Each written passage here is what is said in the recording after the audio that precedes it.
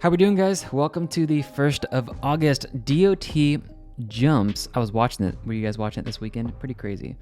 Jumps 14% in a matter of about 24 hours. Pretty crazy.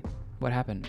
A lot of the market, Ethereum ended up, consolidating, moving down to the bottom. We just did a video on that. But DOT, I want to do a video analysis on this and really show you guys.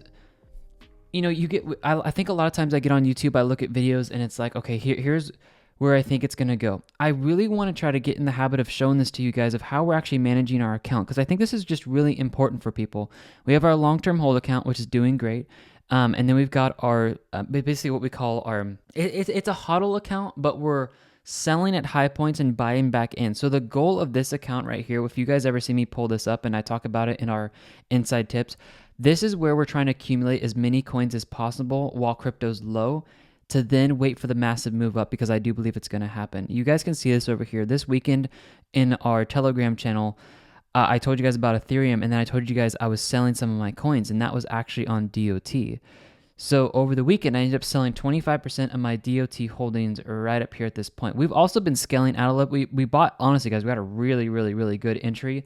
We sold some money here. We sold another 25% here before it went back down. We actually bought more into the market when this happened. And then I sold another 25% up here. So what we're doing is we're just scaling out of these long-term hodl positions in the attempt and the goal of buying back lower. And so far, we haven't, for percentages that we've exited, we've been able to enter back in lower. So it's been pretty cool. We still have, I would love to see this market crash one more time. I know it sounds bad, but a lot of people are thinking a crash is coming. And a lot of people I'm talking to, guys, SPY is hitting the bounce zone that we all need to be watching for right now, and it's at 415. This is incredibly bullish, and I do not see this lasting too long, and I do think we could see another pushback down here. This is a lot of green candles in a row. If you guys remember anything from this video today, remember that I talked about the SPY, and the SPY for the S&P 500 is at a massive resistance, and this will most likely see bearish pressure in the market, and this will bring crypto down, okay? So remember that as you guys go into your weekly trades here, and I'll be keeping you guys updated. Okay, back to DOT. Let's take a look at this. When I look at this over here, I was watching this over the weekend. We've got well money flow here. Looking at what's happening with the larger transactions over here for, DOT on, but this is on Binance. We're seeing here that we're getting a high and a lower high. So money is actually starting to move out of the market here as it starts to move up. I usually attribute this to this trapping retail traders to the upside.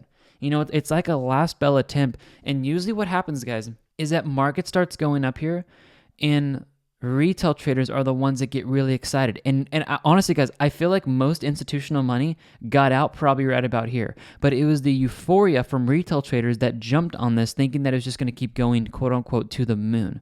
Okay. And so when you see that, and then you look down here to see what the big boys are doing, like their money is coming out of the coin. If you also take a look at the trend exhaustion, it's forming divergence. So as you have a high and a higher high up here, if you watch these indicators here, they're going to show you guys where the price is looking to move or where the momentum is shifting. And it's really kind of an insider view behind the charts to say, okay, what are these big wells and what are these big institutions looking to do? I use these a lot to predict this. This is why part of the reasons why I actually exited up here, and we now are seeing a drop back down, and we can easily buy back in and buy more coins now. It's a really, really fun and awesome feeling to know that you can kind of predict the markets with this accuracy. Taking a look up here for a second, you've got the RSI, the 50, 100, and 200 actually bullish, but we are currently sitting below the stochastic and the MACD bearish. Let me take you guys to the daily time frame real quick. At the moment, we are still below the 200 moving average and the 100. These are massive moving averages that a lot of people look at to see, is Bitcoin bullish or bearish? Okay. I would say we are still in a bear market right now. I know if you go to lower time frames, you're going to be looking at this saying, no, we're moving up really fast. We're going to the moon. Guys, no. Again, let's get some perspective. Look how low we are. Like, here's the high over here. You have plenty of time to buy crypto before it goes up here. So we're trying to accumulate as much crypto as possible down here, as many coins as possible, before we see a move back up. Okay, take a look at this for an assessment of what we're going to see this week. I want to take you guys over to these charts over here. By the way, as crypto goes down, we're going to be calling more scalping trades.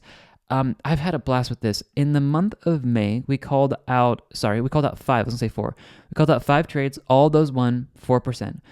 June, we had a total of 3 trades called. We won all of those. And then July, we had 2 trades called. I'm very patient on this. So when you guys do come up here, if you guys get a membership with us, just know that I'm not going to be making trade calls every single day. You know, we are 400% higher than the S&P 500, which has been awesome. I highly recommend you guys use risk management using at least 2 to 3 buy limits. But it's been going really well. When I see a trade set up, we're looking to win that trade within a matter of 24 to 48 hours because we just want to make as much money possible on that trade. So if you guys want to take advantage of that, that's in the description. Okay, let me take you guys over here for a second. Let's go to the charts, and I want to do Control F. We're going to go to DOT so I can get there faster. DOT has been interesting lately. I want you guys to see this.